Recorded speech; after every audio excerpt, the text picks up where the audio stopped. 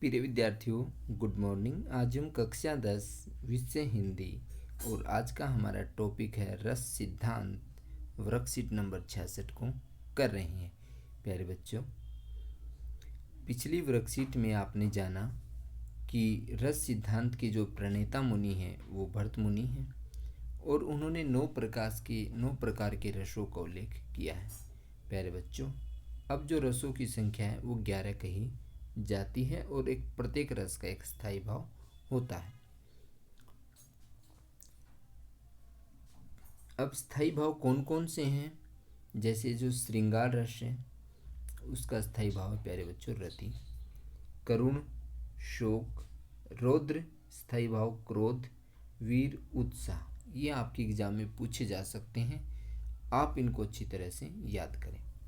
हास्य, हास्य, शांत, शांत या फिर निर्वेद, भयानक, भय, अद्भुत, विस्मय। प्यारे बच्चों, अद्भुत का जो है विभत्स, घृणा या जुगुप्सा, वात्सल्य, ममता, स्नेह, भक्ति, वैराग्य और अनुराग। तो प्यारे बच्चों, रस और रस के स्थायी भाव आपने जाने। अब हम रसों के बारे में जानेंगे। जो मुख्य प्रकार के रस हैं जैसे श्रृंगार रस। तो श्रृंगार रस इसको आपको अपने दैनिक जीवन से रिलेट करके सोचना है, समझना है इसको। ये चीज़ें, रस कभी रटने की चीज़ नहीं होती है, ये आपको अनुभव करना है कि रस होता क्या है। प्यारे बच्चों, जैसा दैनिक जीवन में देखते हैं, आप नवव्यवस्था में भी प्रवेश कर चुके हैं। किशोरावस्था में जब बच्चे चले जाते हैं तो अक्सर एक बातचीत प्रयोग करते हैं कि मुझे उससे प्यार हो गया था, ठीक है ना। और जब वो आपको प्यार हो जाता है तो उसके बाद आपकी जो क्रियाएं होती हैं सारी, वो सब श्रृंगार रस में आती हैं।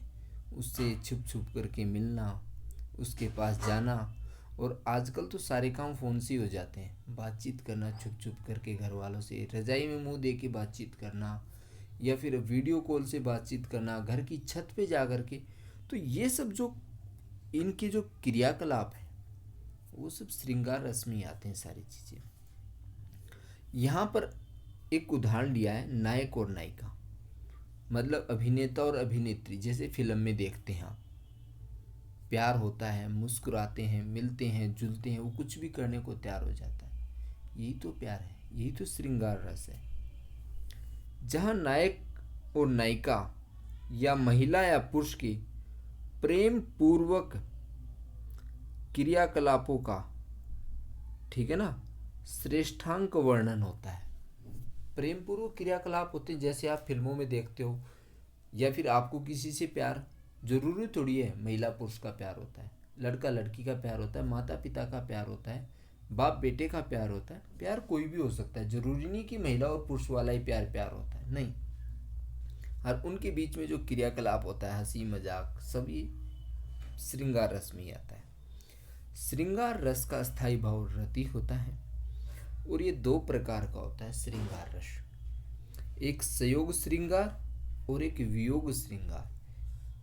प्रिय विद्यार्थियों, संयोग श्रृंगार में मतलब मिलन, संयोग, योग मतलब मिलन, समान रूप से जब उनका मिलन होता है वो होता है संयोग श्रृंगार। और वियोग, दोनों का अलग हो जाना, वियोग श्रृंगार, बिछुड़न। नायक कहीं बैठा है, नायिका कहीं बैठी है। जैसे आप फोन पे बातचीत करते हो, मान लो आपकी बातचीत बिगड़ जाती है प्यार प्रेम की, तो वो उसको डांट रहा है, वो उसको डांट रहा है, वो उसको लाना दे रहा है, वो उसको लाना दे, पास में कोई नहीं, वियोग हो गया है। एक तरफ आप तड़फ रहे हो, दूसरी तरफ आपका दोस्त तड़फ रहा है। तो ये जो तड़फन जहाँ पे पैदा होती है वो वियोग श्रृंगार होता है। अब इसमें एक उदाहरण दिया गया, बहुत ही सुंदर उदाहरण है। राम को रूप निहारत जान की, कंगन के नग की परछाई, याते सवे सुध भूल गई, कर टेक रही पल टारत नाई। बहुत ही सुंदर गोस्वामी तुलसीदास जी ने उदाहरण दिया है, उनकी कवितावली ग्रंथ से लिया गया है। ये कब का उदाहरण है प्यारे बच्चों? जब भगवान श्री राम शादी के लिए मंडप में बैठे हुए हैं, ब्राह्मण लोग वेद मंत्रों का उच्चारण कर रहे हैं, गा रहे हैं, मंडप सजा हुआ है, दुल्हा और दुल्हन बैठे हैं। और आपने देखा होगा एक परंपरा होती है कि अक्सर दुल्हा दुल्हन को नहीं देखता मंडप में और दुल्हन दूल्हे की तरफ नहीं देखती है, किंतु भगवान श्री राम दूल्हे के वेश में इतने सुंदर लग रहे हैं। तो जो माता जानकी है, सीता मैया है, उसने जो कंगन पहने हुए हैं, उन कंगन में जो नग जड़े हुए हैं सुंदर सुंदर, उन नगों में भगवान श्री राम की छवि दिख रही है, परछाई दिख रही है। क्योंकि जो वस्तु जितनी चमकीली होती है उसमें उतनी ही सुंदर परछाई दिखाई देती है। जैसे आप घर में देखना, जो सबसे नया बर्तन होगा उसमें आपका चेहरा बढ़िया दिखेगा और जो सबसे पुराना होगा उसमें नहीं दिखेगा। तो नग तो बहुत चमकीले होते हैं। और भगवान श्री राम उस दिन सज धज के खड़े हुए थे, मतलब आए हुए थे मंडप में। तो उनकी परछाई, सीता ने हाथ में जो कंगन पहन रखा था और कंगन में जो नग जड़े हुए थे, उनमें भगवान श्री राम की परछाई दिख रही है। तो उस परछाई के रूप को सीता निहार रही है। फिर आगे कहते हैं गोस्वामी तुलसीदास जी, यावत सवे सुध भूल गई। कह रहा कि उस परछाई को देख करके शबे मतलब सब, सूद मतलब सब कुछ भूल गई, खो गई उसी के अंदर। वाह, कितने सुंदर है मेरे पति देव, मतलब उन्हीं के विचारों में वहां पे मगन हो जाती। क्योंकि मिलन होने वाला है ना, तभी तो संयोग श्रृंगार का उदाहरण है। कर टेक रही पल टारत नाई, मतलब टकटकी लगा करके अपना जो कंगन के नग हैं उनको निहार रही, मतलब उस परछाई को अपनी नजर नहीं हटा रही है उससे, बार बार उस पर नजर लगा करके टकटकी से उस परछाई को, उस छवि को देख रही है। तो प्यारे बच्चों, अब सीता के मन में क्या जग रहा है? श्रृंगार रस, प्यार प्रेम उमड़ रहा है भगवान श्री राम के प्रति। यही तो है श्रृंगार रस। आपने देखा हो, अक्सर आप शादी विवाह में जाते हैं, किसी भी सुंदर नाई मतलब महिला को, या फिर महिला किसी पुरुष को देख करके उसकी तरफ आकर्षित होती है और कई बार हम उसके मन में ख्वाब भी लेने लगते हैं। तो वो जो हमारे मन में बातें आती हैं, वो सब श्रृंगार रस की ही बातें होती हैं। आप इन्हीं से समझ जाना कि श्रृंगार रस क्या होता है। वियोग आपको मैं बता चुका हूं, जो विछड़न होता है वो वियोग होता है। करुण रस, इसमें किसी प्रकार की दुख से संबंधित अनुभूति से ये प्रेरित होता है, गलत लिखा हुआ है। काव्य रचना को पढ़ने से करुण रस उत्पन्न होता है। करुण रस का स्थायी भाव शोक है। करुण मतलब दुख। अब आपको दुख किसी भी प्रकार से हो सकता है। मान लीजिए आपका कोई प्रियजन है, आपसे बिछुड़ जाए, दुख होगा। आपकी कोई प्रिय वस्तु है, गुम हो जाए, दुख होगा। तो ये सब उस समय जो आपके मन में अनुभूति पैदा होती है, वही करुण रस कहलाता है। किसी काव्य को पढ़ करके, मान लो हमने किसी गरीब व्यक्ति की कहानी पढ़ रहे हैं, मान लो हमने पूस की रात कहानी पढ़ी, उसके बाद किसानों के प्रति हमारी हमदर्दी पैदा हो जाती है, दया के भाव आते हैं। तो किसी काव्य को पढ़ करके, देख करके जो हमारे मन के अंदर जो अनुभूति होती है, वो करुण रस कहलाता है। और इसका जो स्थायी भाव है वो शोक होता है। अब एक उदाहरण, बहुत सुंदर उदाहरण दिया है इसने, गोस्वामी तुलसीदास का ये भी। शोक विकल शब रोव ही रानी,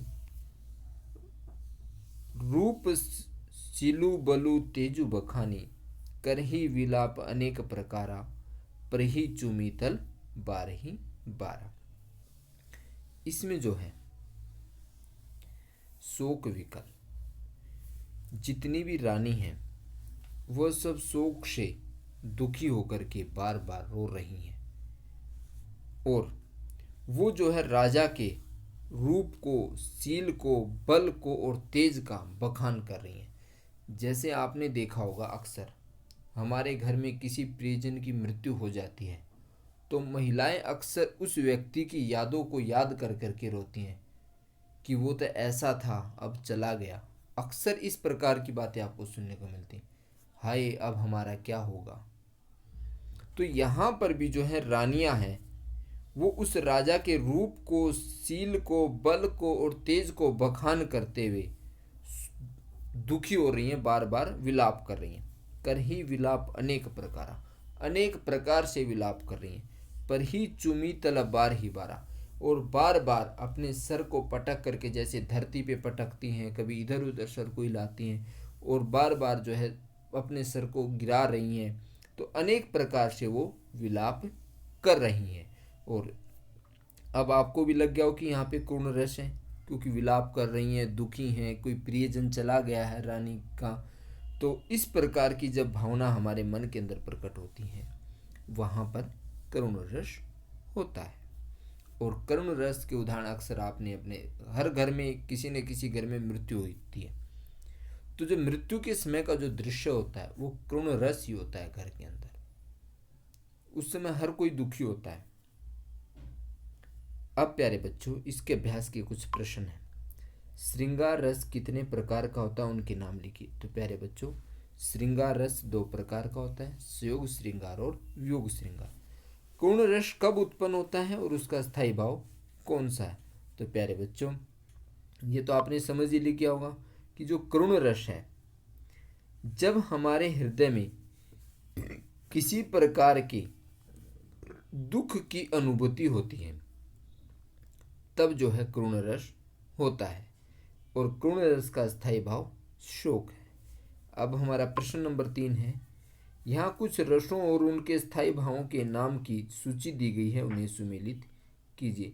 तो प्यारे बच्चों, ये सीधे आपको सोल्व करके कर दिए कि श्रृंगार रस का स्थायी भाव रति है, करुण रस का स्थायी भाव शोक है, रौद्र रस का स्थायी भाव क्रोध है, वीर रस का स्थायी भाव उत्साह है, हास्य रस का स्थायी भाव हास है, शांत रस का निर्वेद या फिर शांत, भयानक का भय, और अद्भुत रस का स्थायी भाव विस्मय है।